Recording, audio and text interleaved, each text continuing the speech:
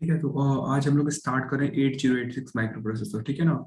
अभी तक हम लोगों ने 8085 माइक्रो प्रोसेसर कम्प्लीटली कर लिया था। ठीक है, सारी चीजें उसमें, इंस्ट्रक्शन सेट, उसका आर्किटेक्चर, सब कुछ हमने कंप्लीट कर लिया था। तो आज स्टार्ट करें हम लोग 8086 माइक्रो प्रोसेसर। इसको पूरे डिटेल में हमको नहीं पढ़ना है। ठीक है, हमारा जो सिलेबस है काफी ब्रीफ है, क्योंकि अगेन ये उतना ही टाइम लेगा जितना हमारे 8085 लिया था। तो इसको हम लोग बहुत ब्रीफली देखेंगे कि क्या है। ठीक है ना। सिलेबस में बस कुछ ही पार्ट्स हैं हमारे, कुछ इंपॉर्टेंट चीजें जैसे ब्लॉक डायग्राम हुआ उसका, और कुछ जैसे कुछ कॉन्सेप्ट्स हैं उसके।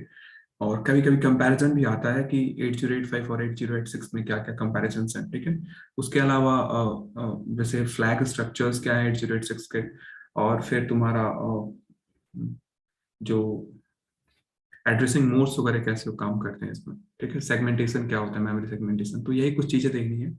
तो हम लोग स्टार्ट करते हैं 8086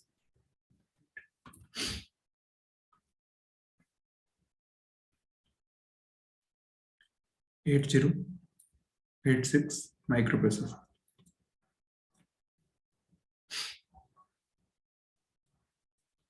ठीक है, तो ये जो 8086 माइक्रो प्रोसेसर है 8085 के बाद आया था। ठीक है ना, और नाम से भी क्लियर हो रहा होगा कि 8085 के बाद आने वाला प्रोसेसर होगा। ठीक है, तो ऑब्वियसली इसमें फीचर्स वगैरह ज्यादा होंगे। ठीक है, तो इसके कुछ फीचर्स देख लेते हैं क्या क्या है। सबसे पहले तो सबसे पहला फीचर है कि ये भी 40 पिन की ही आईसी है।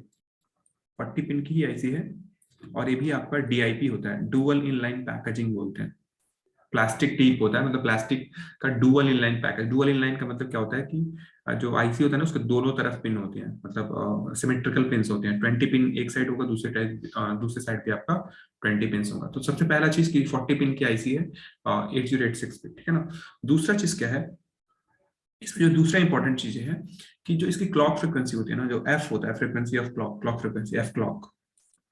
ठीक है, आपको याद होगा कि हम लोग जो 8085 कर रहे थे तो नॉर्मली हम लोग 3 मेगाहर्ट्ज फ्रिक्वेंसी देख रहे थे, लेकिन इसमें तीन टाइप के आते हैं क्लॉक फ्रिक्वेंसीज।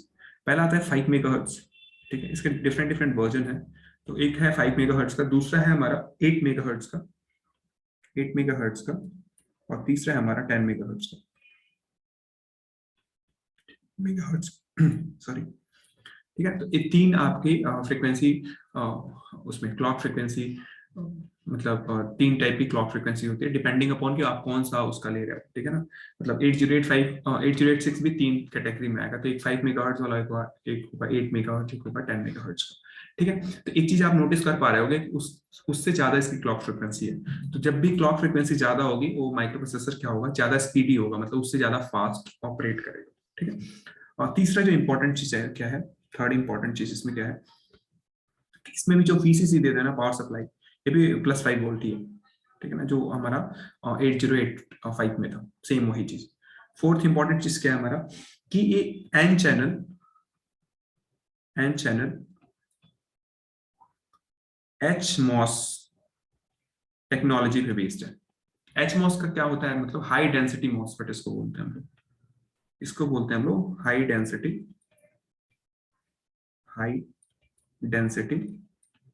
मॉसफेट।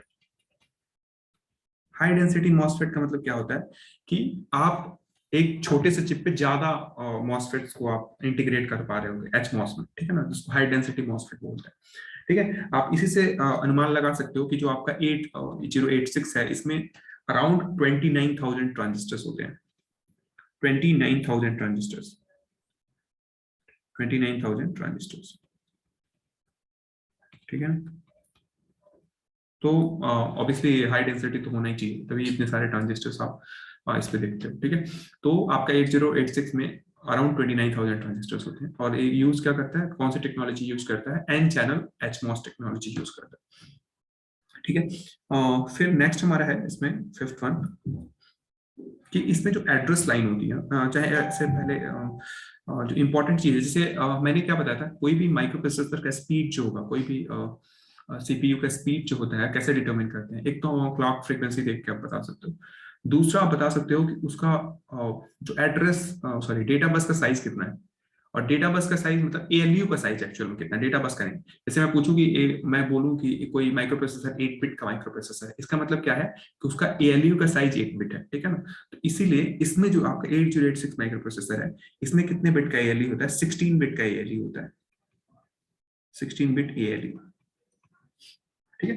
तो ये बहुत इंपॉर्टेंट चीज है, मतलब जब 16 बिट का ALU है तो इसको क्या बोलेंगे हम लोग, इसको बोलेंगे कि ये प्रोसेसर कितने बिट का है, 16 बिट का माइक्रो प्रोसेसर है, 16 बिट का माइक्रो प्रोसेसर है, माइक्रो प्रोसेसर, ठीक है। क्योंकि bit of micro processor is what, bit of ALU, कितने बिट का ALU है वही बिट ऑफ माइक्रो प्रोसेसर होता है, ठीक है। अब 6.1 चलते हैं हम लोग, कि इसमें जो डेटा लाइंस होती है ना, जो डेटा बस का विड्थ होता है, डेटा लाइंस, ये 16 बिट का होता है। डेटा लाइंस कितने का होता है, 16 बिट का। और एड्रेस जो लाइन होता है, एड्रेस लाइन, एड्रेस लाइंस जो होते हैं ये होते हैं 20 बिट के, 20 बिट, ठीक है। एड्रेस लाइन होता है आपका 20 बिट का, ओके। अब ये तो हो गया, इसके अलावा एक और प्रॉपर्टी आप लिख लो इसकी, P3, 8 नंबर वाली जो प्रॉपर्टी है, इसका जो फ्लैग होता है ना, फ्लैग, ठीक है। तो आपको याद होगा कि हमारा 8085 में कौन कितने फ्लैग होते थे, 5 फ्लैग होते थे, SZ, AC, PCY। और नॉर्मली क्या होते थे, स्टेटस फ्लैग होते थे, ठीक है ना। 8085 में किस टाइप के फ्लैग होते थे, स्टेटस टाइप के, स्टेटस फ्लैग होते थे, ठीक है। तो लेकिन इसमें ना दो दो कैटेगरीज होती हैं फ्लैग, एक तो स्टेटस फ्लैग तो होगा ही, उसके अलावा कुछ हमारे पास कंट्रोल, मतलब कुछ दूसरे टाइप के भी फ्लैग होते हैं, ठीक है ना। स्टेटस फ्लैग के अलावा भी कुछ दूसरे टाइप के फ्लैग होते हैं। तो एक्चुअल में जो टोटल फ्लैग होता है ना 8086 में, वो 9 फ्लैग होता है, 9 होता है, 9 फ्लैग, ठीक है। तो अब ये 9 फ्लैग होता है, तो उसमें जो आपके 5 जो फ्लैग है, 5 फ्लैग, 5 फ्लैग कौन कौन से थे, SZ, AC, PCY, ठीक है ना, वो पुराने वाले 8085 वाले। और इसमें 4 एक्स्ट्रा फ्लैग होते हैं, 4 फ्लैग, जो 4 फ्लैग होते हैं वो एक्स्ट्रा फ्लैग होते हैं, तो उसके बारे में हम लोग देखेंगे, ठीक है। तो इसमें टोटल कितने फ्लैग होंगे, 9 फ्लैग होंगे। अर्लियर हमारे 8085 में कितना था, हमारा केवल 5 फ्लैग था, ठीक है। तो ये कुछ प्रॉपर्टीज है 8086 माइक्रो प्रोसेसर का। क्या क्या फीचर है, पहला कि एक तो 40 पिन की आईसी है, इसकी क्लॉक फ्रीक्वेंसी 3 कैटेगरीज में आता है, 5, 8, 10 मेगाहर्ट्ज की, ठीक। आपका 8085 किस में आता था, एक 3 में आता था, कोई कोई 5 में भी आता था, ठीक है ना। मतलब नॉर्मली 3 मेगाहर्ट्ज वाला था, ठीक है। तो ऑब्वियसली इसकी क्लॉक फ्रीक्वेंसी ज्यादा है 8085 के कंपैरिजन, ठीक है, तो ये ज्यादा फास्ट होगा। दूसरा चीज कि इसका जो पावर सप्लाई है 5 वोल्ट है, उसका भी पावर सप्लाई 5 वोल्ट था। तीसरा चीज, इसमें एन चैनल एनमॉस यूज हुआ, एचमॉस यूज हुआ है, मतलब हाई डेंसिटी मॉसफेट इसको बोलते हैं, वो यूज हुआ है। उसमें सिंपल एनमॉस यूज हुआ, याद होगा आपको, ठीक है। उसके अलावा इस 16 बिट का ALU है, मतलब 16 बिट का माइक्रो प्रोसेसर है। 8085 कितने बिट का माइक्रो प्रोसेसर था, 8 बिट का माइक्रो प्रोसेसर था, ठीक है। ऐसी डेटा लाइंस कितनी है इसमें, 16 बिट की डेटा लाइंस है, ठीक है। और उसमें कितनी डेटा लाइंस होती थी 8085 में, 8 बिट की डेटा लाइंस होती थी, ठीक है। वो भी मल्टीप्लेक्स्ड होता था एड्रेस लाइंस के साथ, 80 to 87, ठीक है। ऐसे इसमें एड्रेस लाइंस कितनी है, 20 बिट की एड्रेस लाइंस है, मतलब 20 बिट का एड्रेस लाइन है, ठीक है ना। तो ये आपका कुछ फीचर्स हैं किसके, 8086 माइक्रो प्रोसेसर के, ठीक है। अब एक चीज देखते हैं इसके बारे में, एक बार मैं इसको पिन डायग्राम आपको दिखा देता हूँ, ठीक है ना। पिन डायग्राम इसका दिखा देता हूँ, आपको विजिबल होगा शायद, फिर इसके बारे में डिस्कस करेंगे एक एक करके क्या है क्या। देखो, तो ये आपका वही डुअल इनलाइन पैकेजिंग 1 से लेके, यहां से देखो, वेट, ये 1 से लेके 20 तक इधर है, फिर 21 से लेके 40 तक इधर है, ऊपर ऐसे आईसी में ऐसे करके नॉच होता है, ठीक है ना। आप एक्चुअल में आईसी देखोगे तो यहाँ पे ऐसे कट होगा एक, जो इंडिकेट करता है कि डायरेक्शन कैसे मूव करना है। एनीवेज, तो जो फर्स्ट पिन है ग्राउंड का पिन है, ठीक है। अब देखो ये जो दूसरा वाला पिन है क्या है, AD14, फिर तीसरा है AD13, फिर AD12, फिर AD11, AD10, ठीक है। AD का मतलब क्या है कि एड्रेस और डेटा बस, जैसे उसमें मल्टीप्लेक्स होते थे, याद है आपको 8085 में क्या होता था, जो 8 बिट डेटा बस था AD0 to AD7, वो एड्रेस बस के साथ मल्टीप्लेक्स था। In order to save the pins, number of pins को कम करने के लिए आप हमने उसको मल्टीप्लेक्स कर रखा है। ऐसे ही हम यहाँ पे भी करते हैं। तो यहाँ पे हमारा जो डेटा बस का साइज है वो कितना है, 16 बिट है। तो इसमें जो होगा ना मल्टीप्लेक्सिंग कैसे होगी, ये होगी AD0 to AD15 तक, ठीक है ना। तो AD0 to AD15, देखो यहाँ पे AD0, AD1, AD2, AD3, AD4 ऐसे करके ये कहाँ तक 14 है और यहाँ पे 15 है, ठीक है। AD0 to AD15 है आपका, ठीक है। अच्छा, इसमें वैसे एक सीक्वेंस में नहीं है, तो आपको थोड़ा सा ध्यान देना पड़ेगा इस चीज को, ठीक है। अगेन एग्जाम में आएगा नहीं आएगा आई डोंट नो, ठीक है, पूछ भी सकते हैं पिन डायग्राम, तो उसके हिसाब से आप इसको याद कर लेना, ठीक है, बाकी का चांसेस बहुत कम है, बट आ सकता है कि पिन डायग्राम बताओ। तो पिन डायग्राम में देखो सीक्वेंस में नहीं है, आप AD0 टू AD14 तक तो सीक्वेंस में है, देखो 16 से लेके पिन नंबर 2 तक क्या है, सीक्वेंस में है। लेकिन जो AD14 पिन, AD15 पिन है, क्योंकि आपका कितना 16 बिट का डेटा बस है, तो 16 बिट का डेटा बस है तो कितना होगा, 0 से लेके 15 तक होगा ना। तो 0 से लेके 15 वाला जो पिन है ना, वो कहाँ है, देखो उल्ट उसके सीधे इसके अपोजिट है, 39 नंबर पिन है, ठीक है ना। तो 39 नंबर पे पिन है, तो इस चीज को आप ध्यान में रखना है, ठीक है। इसके अलावा देखो 17 नंबर जो पिन है ना, देखो 17 नंबर जो पिन है, इसको बोलते हैं non maskable interrupt, non maskable interrupt. Interrupt वाला जो पिन है आपको याद होगा ट्रैप होता था, ठीक है ना, जैसे ट्रैप होता था किसमें 8085 में, वैसे ही इसमें कौन सा पिन होता है, NMI पिन होता है, इसको बोलते हैं NMI, नॉन मास्केबल इंटरप्ट, ठीक है। ऐसे हमारा एक इंटरप्ट INTR पिन होता था, इसमें भी सेम INTR पिन है। क्लॉक पिन होता है, क्लॉक जिसमें क्लॉक देते हैं, ऐसे ग्राउंड पिन है, ठीक है। ऐसे हमारा रीसेट, माइक्रोप्रोसेसर रीसेट करने के लिए। फिर रेडी, आपको याद होगा रेडी किसके लिए यूज होता था, ये सारा चीज हम लोग ऑलरेडी डिस्कस कर चुके हैं। रेडी किसके लिए होता था, रेडी जब एक स्लो पेरिफेरल है, उसको आप अगर हाई स्पीड माइक्रोप्रोसेसर के साथ इंटरफेस कराते हो, तो रेडी इनका यूज करते हैं, वेट स्टेट इंट्रोड्यूस करता है, ठीक है ना, मैंने बताया था कैसे करता है। ये जो टेस्ट है, टेस्ट पिन, ठीक है ना, टेस्ट पिन का यूज क्या है, जैसे मान लो एक्टिव लो सिग्नल है, तो अगर 0 होगा तो ये नॉर्मल ऑपरेशन करेगा, ठीक है ना। अगर A1 हो गया तो ये क्या होता है, वेट स्टेट में चला जाता है माइक्रोप्रोसेसर, ठीक है ना। तो ये चीज है। अब देखो एक चीज इंटरेस्टिंग, 24 से लेके और 31 तक पिन, ध्यान से देखो 24 से लेके 31 तक, इसमें पिन के दो फंक्शन दिए हुए हैं।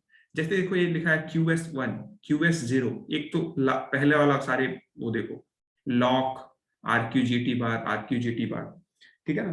तो एक तो आपकी ये फंक्शनैलिटी हो गई, और दूसरी फंक्शनैलिटी है hold, HLDA, write, memory input output bar, data transmit receive, data enable, address latch enable, INTA bar, ठीक है। तो ये सारा चीज आपको फेमिलियर लग रहा होगा, ठीक है ना। तो मतलब ये क्या है, ये जो पिंस है ना, ये दो फंक्शन परफॉर्म कर सकते हैं, ठीक है ना। एक तो फंक्शन जो आपके लेफ्ट हैंड साइड में दिया हुआ है, जैसे QS1, QS not, S not, ऐसे करके, और दूसरा फंक्शन जो आपके राइट हैंड साइड में दिया हुआ है, जैसे INTA बार, ALE, DEN बार, DTR बार, मेमोरी इनपुट आउटपुट बार, ऐसे करके, ठीक है।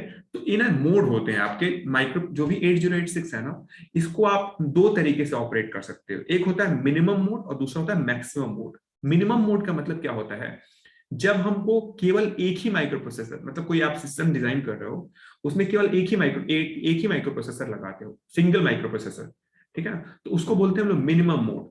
तो मिनिमम मोड में कौन से सिग्नल एक्टिव होंगे, जो आपके इधर वाले सिग्नल है, कौन से सिग्नल, जो आपके right hand side, hold, HLDA, WR बार, मेमोरी इनपुट आउटपुट, ऐसे करके, ठीक है। लेकिन आप मिनिमम मोड डिसाइड कैसे करोगे, तो पिन नंबर 33 है, ठीक है ना, ये 33 नंबर पिन देखो ध्यान से। तो अगर आपको केवल सिंगल माइक्रो प्रोसेसर एनवायरमेंट में इसको यूज करना होगा, मतलब एक ऐसा आप सिस्टम बना रहे हो जिसमें केवल एक माइक्रो प्रोसेसर लग रहा है, तो आपको क्या इंश्योर करना पड़ेगा कि ये माइक्रो प्रोसेसर किस मोड में काम करे, मिनिमम मोड में काम करे। और in order to make it working in a minimum mode, आप क्या करोगे कि जो पिन है ना, 33 नंबर पिन, ध्यान से देखो क्या लिखा है, ये लिखा है MN/MX बार। तो अगर ए पिन की वैल्यू 1 होगी तो किस में काम करेगा, तब MN वाला एक्टिव हो जाएगा, मतलब मिनिमम मोड में काम करेगा।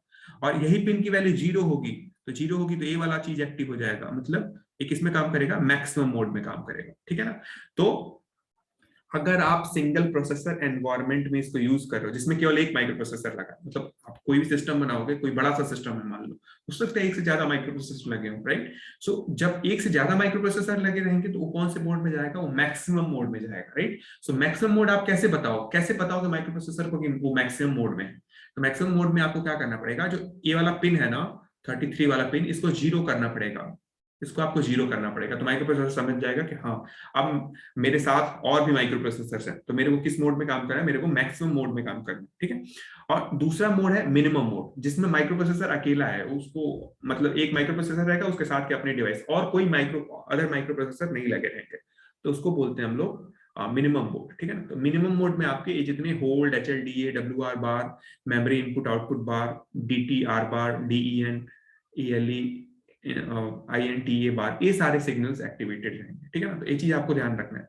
तो मिनिमम मैक्सिमम मोड क्या होता है? मिनिमम मोड का मतलब ये है कि जब माइक्रो प्रोसेसर केवल मतलब इंडिविजुअल किसी सिस्टम में individual single micro processor use कर रहे हो, ठीक है ना, मतलब single micro processor environment use हो रहा है, तो उस केस में कौन सा मोड रहेगा माइक्रो प्रोसेसर का? मिनिमम मोड रहेगा। जहां पे मल्टी प्रोसेसर एनवायरमेंट है, जिसमें एक नहीं कई सारे प्रोसेसर, कई सारे 8086 लगे हुए हैं, तो उस केस में कौन सा होगा?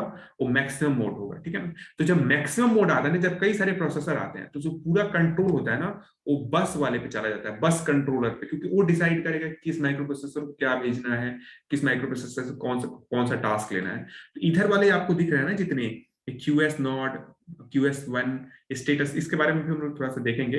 ये सब, ये सारा चीज रिलेटेड बस इंटरफेस यूनिट, मतलब बस कंट्रोलर से रिलेटेड सिग्नल्स हैं, ठीक है ना। तो इसके बारे में देखेंगे। बस अभी के लिए थोड़ा सा आइडिया बस ये होना चाहिए कि मिनिमम मोड का मतलब क्या है कि एक माइक्रो प्रोसेसर लगेगा। मैक्सिमम मोड का मतलब क्या होगा? मोर देन 1 माइक्रो प्रोसेसर लगेंगे, और उसके लिए आपके लेफ्ट हैंड वाले जो भी लिखा हुआ है वो एक्टिव होगा, और बाकी के लिए आपका राइट हैंड वाला एक्टिव होगा, ठीक है। और डिसाइड कैसे होगा?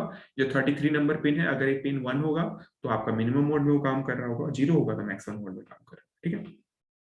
ऐसे ही देखो, अब आपका 34 नंबर पिन है, इसको बस हाई इनेबल बोलते हैं, ठीक है ना, BHE। तो एक कॉन्सेप्ट होता है आपका 8086 में बैंकिंग का, मेमोरी बैंकिंग का कॉन्सेप्ट होता है, मेमोरी बैंकिंग, ठीक है। अब मेमोरी बैंकिंग का मतलब क्या होता है कि अभी हम देखेंगे, हम क्या करते हैं ना, एक मेमोरी नहीं यूज करते, हम 2 मेमोरी यूज करते हैं। इसके बारे में थोड़ा सा अभी हम लोग डिटेल में पढ़ेंगे, बस हम वो बता दे रहे हैं।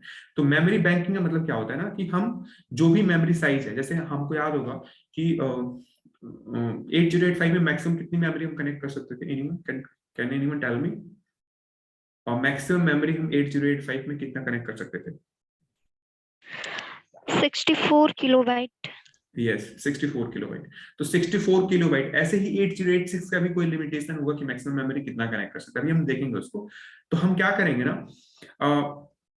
उसको, उस मेमोरी को ना हम 2 पार्ट में डिवाइड कर देते हैं, ठीक है ना, 2 पार्ट में, ठीक है, मतलब 2 मेमोरी बैंक में। अच्छा, कोई जरूरी नहीं कि फिजिकली हम डिवाइड करें, हो सकता है मेमोरी लोकेशन को ही मैं मान लो उसको, मतलब जो भी हमारा मतलब एक बड़ी सी मेमोरी है, मैं उसको ऐसे ही एज्यूम कर लो कि 2 मेमोरी है। एक तो ये तरीका है, और दूसरा तरीका है कि मैं 2 अलग अलग मेमोरी रखूं। ये दोनों तरीके पॉसिबल है, ठीक है ना। तो इसको बोलते हैं मेमोरी बैंकिंग, ठीक है ना। मतलब हम क्या करते हैं, जो स्पेसेस है ना उनको डिवाइड कर देते हैं। तो जब भी हम मेमोरी बैंकिंग का कॉन्सेप्ट यूज करते हैं, वहां पे हमको BHE यूज करना होता है, बस हाई इनेबल, ठीक है ना। तो ये आपका सिग्नल है। अभी कैसे यूज करते हैं थोड़ा सा इसके बारे में देखेंगे, पूरा डिटेल में हम नहीं देख पाएंगे, इसको बहुत टाइम लगेगा, बट इसको समझने की कोशिश करेंगे कि है क्या बेसिकली, ठीक है। बाकी के ये जो सिग्नल्स हैं आपको, A19 A18 आपको पता ही है, ये क्या है आपके? ये आपके एड्रेस वाले सिग्नल्स है, ठीक है ना। और ये बाकी के इधर वाले हैं, स्टेटस इंडिकेट करते हैं, ठीक है ना। जो S3 S4 S5 S6 लिखा है, ये आपके स्टेटस सिग्नल्स, ठीक है।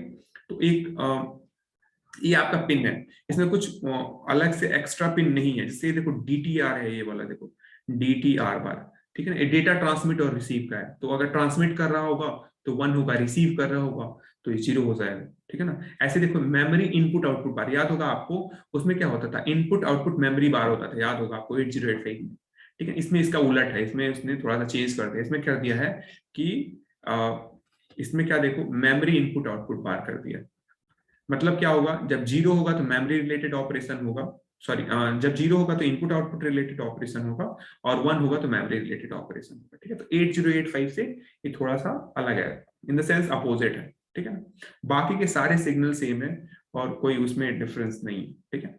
तो ये आपका पिन डायग्राम है। अब एग्जाम के लिए इंपॉर्टेंट है कि नहीं? हाँ है, क्योंकि ये आपके सिलेबस में लिखा है, ठीक है ना। तो आप पिन डायग्राम किसी तरीके से याद करना चाहते हो तो कर सकते हो इसको, ठीक है। बट मेन क्या है वो हम आगे डिस्कस करने वाले हैं, कि इसको डिवाइड कैसे करते हैं, इसका आर्किटेक्चर, ठीक है ना, वो ज्यादा इंपॉर्टेंट है। बाकी का ये भी क्वेश्चन आ सकता है आपके एग्जाम में, ठीक है।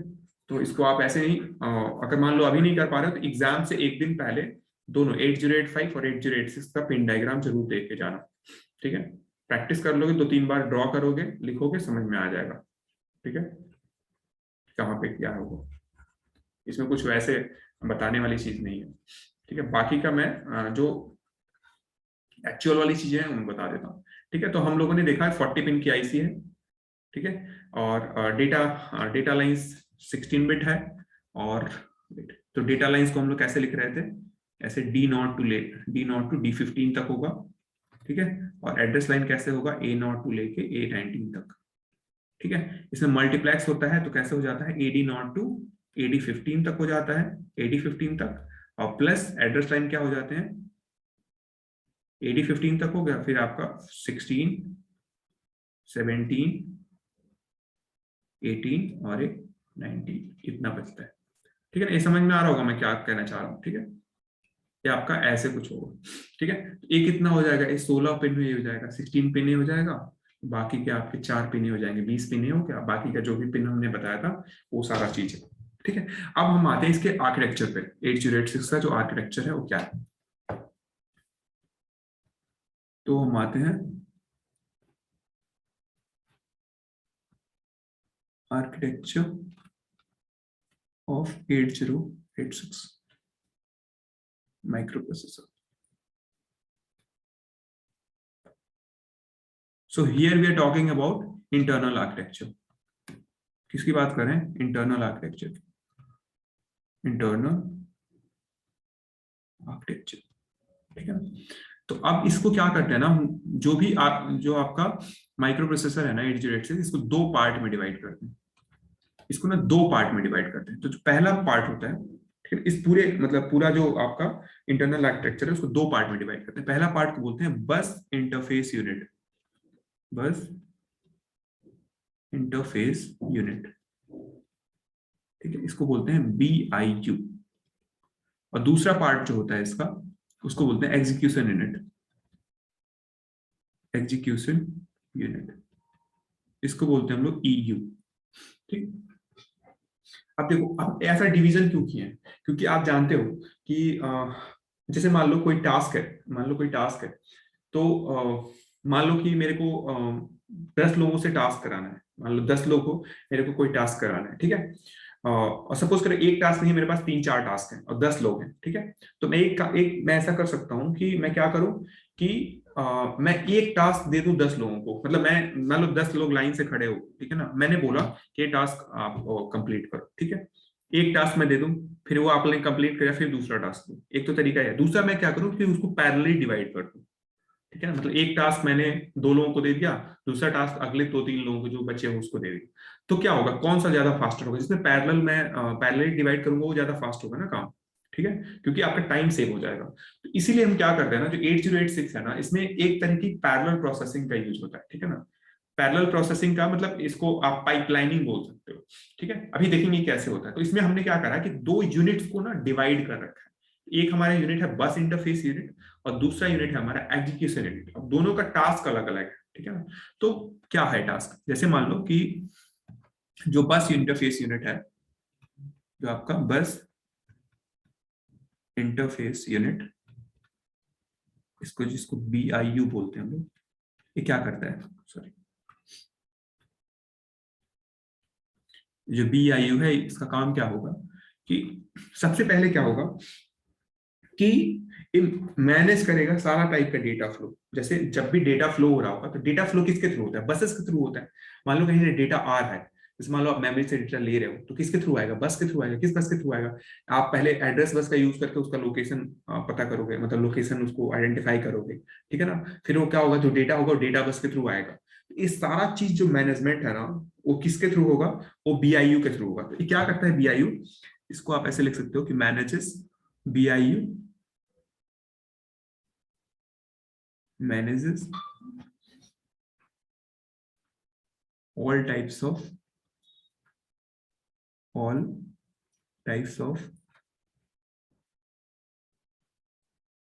data या फिर एड्रेस फ्लो,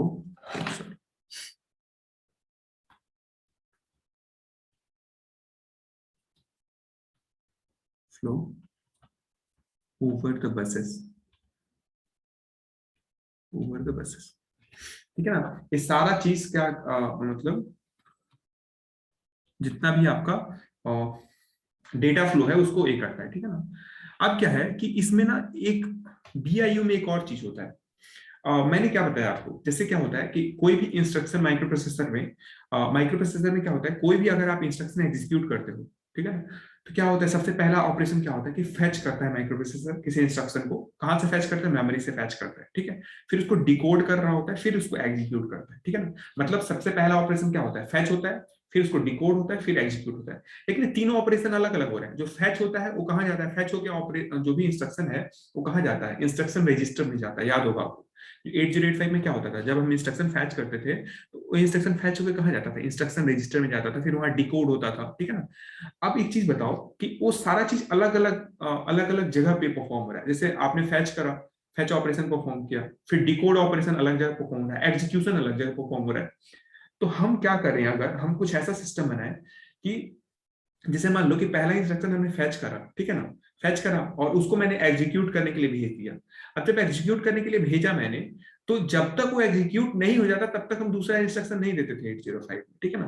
तो हम कुछ ऐसा जुगाड़ लगाएं कि जब अलग अलग जगह पे तीनों चीजें परफॉर्म हो रही है तो हम कुछ ऐसा जुगाड़ लगाएं कि हमारा, जैसे मान लो कि पहला इंस्ट्रक्शन फैच होके डिकोड होके एग्जीक्यूट हो रहा है, उसी टाइम पे मेरा दूसरा इंस्ट्रक्शन क्या हो, डिकोड होने लगे, ठीक है ना। मतलब दूसरा इंस्ट्रक्शन रेडी रहे, पहले से डिकोड होके फैच और डिकोड होके रेडी रहने लगे, ठीक है। मेरी बात समझ रहे हो मैं क्या कह रहा हूँ।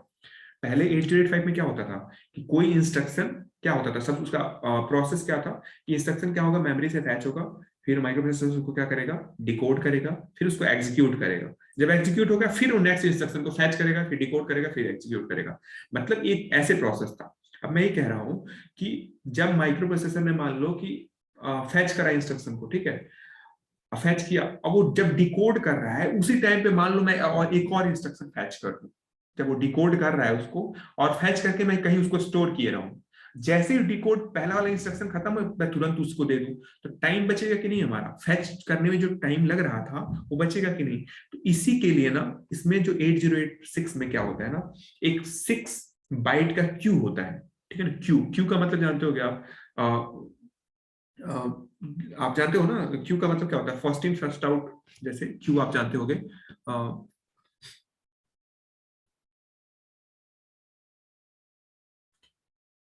जैसे मान लो क्यू का मतलब क्या है कि अगर आप यहां से एंटर करोगे, फर्स्ट एंटर करोगे, तो आप ही यहां से सबसे पहले आउट होगे, ठीक है ना। तो ये आपका फर्स्ट इन फर्स्ट आउट होता है, ठीक है ना। तो ये first in first out type का एक हमारा ma'am stack, what is stack? हम लोगों ने स्टैक काउंटर बताया था, फर्स्ट इन लास्ट आउट। कौन है, और कुछ पूछ रहे हो, बता रहे हो, मेरे को समझ में नहीं आ रहा। I am talking about Q, right. Q की बात करें, स्टैक की नहीं बात करते। स्टैक अलग होता है, क्यू अलग होता है, राइट। सो मैं फीफो की बात कर रहा हूँ, फर्स्ट इन फर्स्ट आउट। जैसे क्यू लगाते हो ना, मंदिर में जाते होगे, प्रसाद वो पूजा वूजा करने जाते हो, भीड़ लगती है तो क्या होता है, आप पहले एंट्री करते हो तो पहले ही तो आउट होते हो, या फिर टिकट लेने जाते हो बस स्टैंड पे, बस स्टेशन पे, तो टिकट लेने आप सबसे आगे पहुंचोगे तो आगे सबसे पहले ही निकलोगे ना। तो उसको बोलते हैं हम लोग क्यू, ठीक है ना। तो ऐसे ही क्या होता है ना कि एक हमारा 6 बाइट का, ठीक है ना, 6 बाइट का एक क्यू होता है इसमें, 6 बाइट का क्यू होता है। अब वो क्यू क्या करता है कि जैसे पहला इंस्ट्रक्शन मान लो, फर्स्ट इंस्ट्रक्शन जो है वो क्या हो रहा होगा, जैसे मान लो पहला इंस्ट्रक्शन हमारा गया, क्या हुआ, सबसे पहले क्या हुआ होगा, फैच हुआ होगा, फिर वो क्या हुआ, डिकोड हो रहा होगा, ठीक है। तो फैच होके डिकोड होने, वो दूसरे डिकोड कहाँ हो रहा होगा, कहीं अलग हो रहा होगा। तो जब कहीं अलग हो रहा होगा तो मैं क्या करूं, उसी टाइम पे दूसरे इंस्ट्रक्शन को फैच कर लूं। मेरी बात समझो ध्यान से, और उसको मैं कहाँ स्टोर करा दूं, इस क्यू में डाल दूं, ठीक है ना, क्यू में डाल दूं।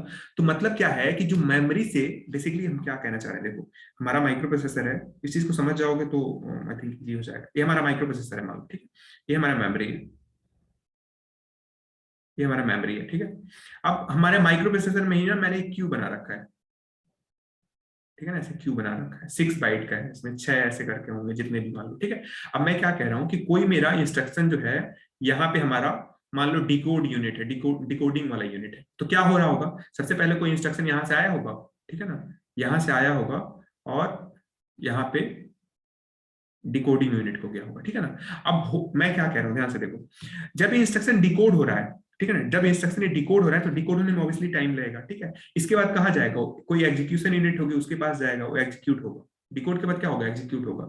अब मैं क्या कह रहा हूं कि जब इन इस काम में उलझा हुआ है माइक्रो प्रोसेसर, डिकोड करने में, एग्जीक्यूट करने में कोई एक इंस्ट्रक्शन, मैं उसी टाइम पे क्या करूं, जैसे मान लो आपने प्रोग्राम लिखा है, कई सारे इंस्ट्रक्शन, मैं उसी टाइम पे, पहला इंस्ट्रक्शन मेरा ऐसा है, उसी टाइम पे मैं क्या करूं, दूसरे इंस्ट्रक्शन को मैं इसमें लाके, यहां से लाके इसमें डाल दूं, ठीक है।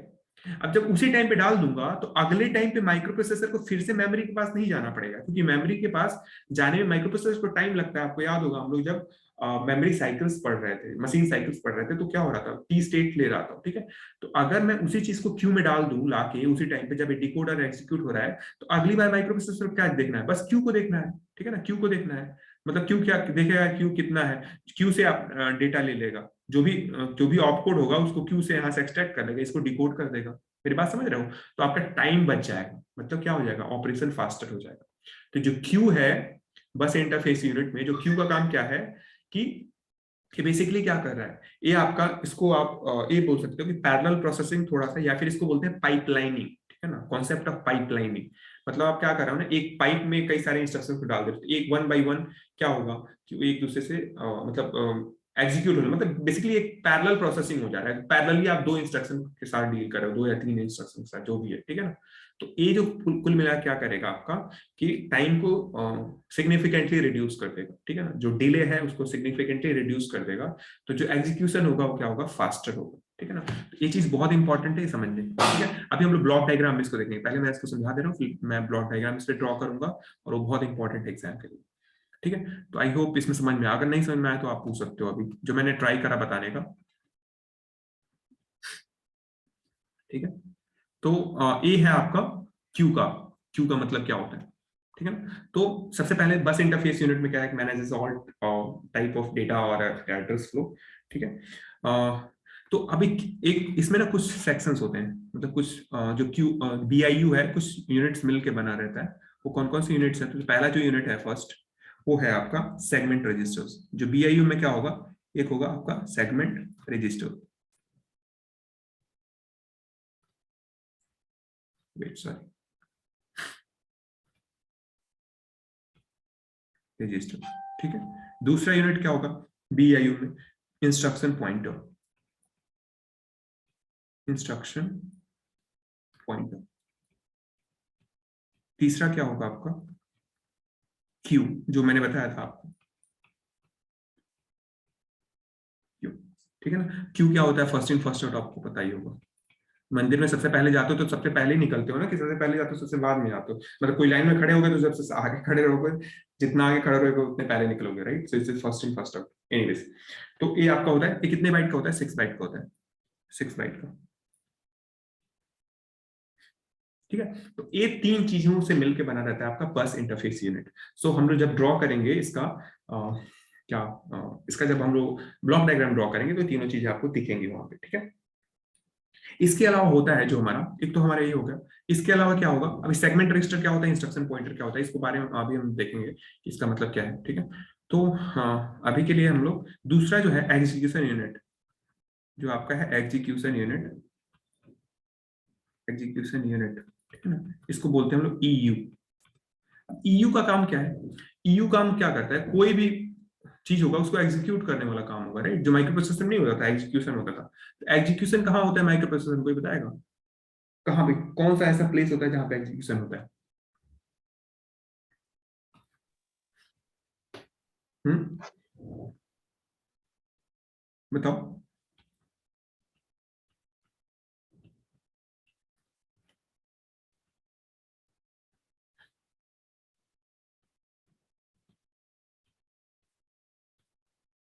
एक एग्जीक्यूशन यूनिट क्या परफॉर्म करता है, arithmetic and logic operations, logic operations.